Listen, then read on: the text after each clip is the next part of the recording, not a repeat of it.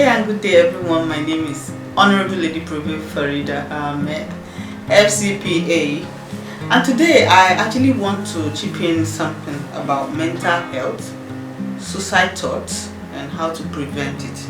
It is important to know that it is real. It is not those who are in psychiatric hospital, commonly called Yaba left in Lagos, that are having issues with mental health. A whole lot of people deal with mental health. How do you come about it? What leads to this thing? Your thought. Every word you speak is actually a product of your thought, and your life is a product of your word. So it's actually something we process from our mind. What you listen to is important.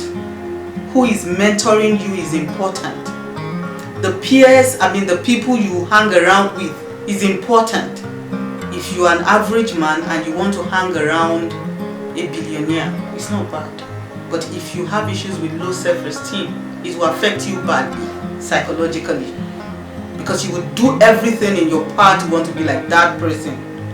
Meanwhile, it is not about you making effort to be like that person or stressing yourself mentally.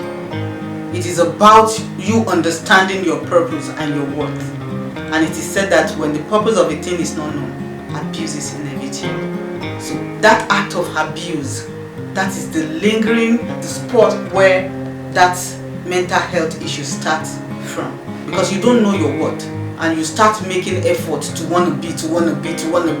And because you are unable to be the wannabe, it results to stress. You start thinking out of your box, and before you know it, you start misbehaving. Before you know it, gets to the thought of suicide.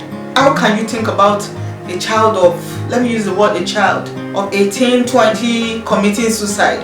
What can you tell that life has brought to such a person? I tell you, he or she might have seen friends, peers that are really probably doing better than him or her, and she's unable to fit in, or he's unable to fit in. And before you know it, they begin to think low of themselves. Or perhaps you see a man who often calls his wife a big fat fool, no matter how good that woman is, because it is coming from her best half or a better half of her. She will tend to see herself as the man has called her. So what you process in your head is important. Now, how do we prevent ourselves from going through this route so it won't lead to depression? Guide what comes into your head. Guide what you listen to. Be careful, be conscious of what gets into your head. It is important. Now, peradventure you have fallen victim already and you are at the verge of committing suicide, thinking all is over. I can tell you for free that it is a lie. Everything that is displaying to you right now are all false. It is called false evidence appearing real. Fear.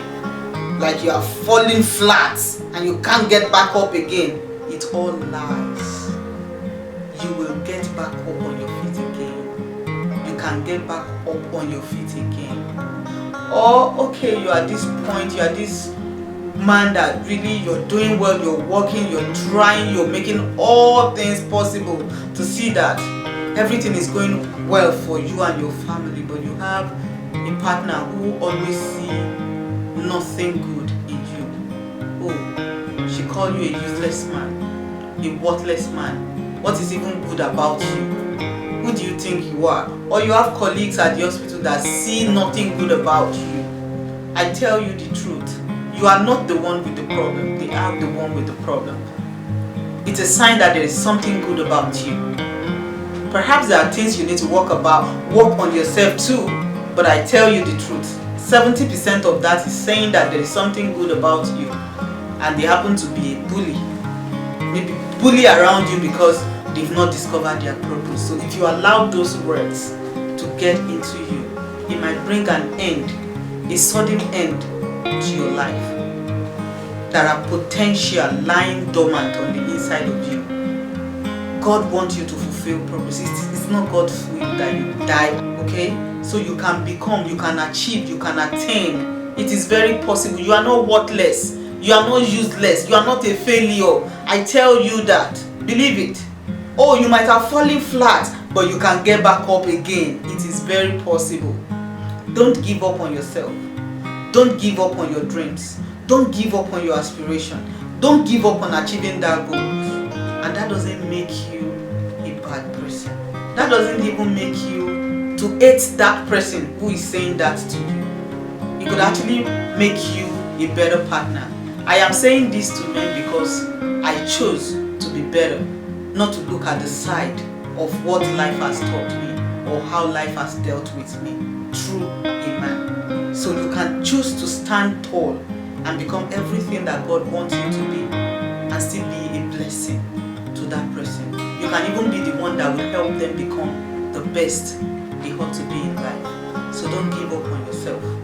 How do you overcome this thought? Tell yourself the truth you need to know. First, tell yourself that you can become, that you can attain, and you can achieve.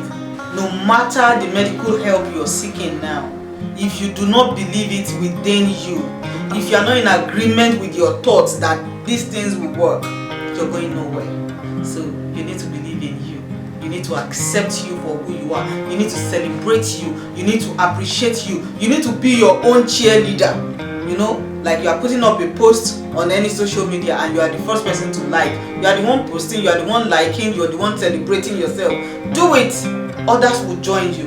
But first, you need to appreciate yourself and not give up. Join us on the 26th of December 2023 as we commence on the second edition of the Men Alive work.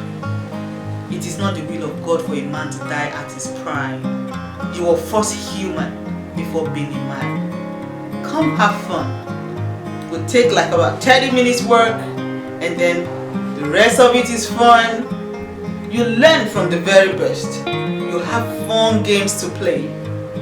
And you network with other men. You can be better. You are set to be better. Join us and God bless.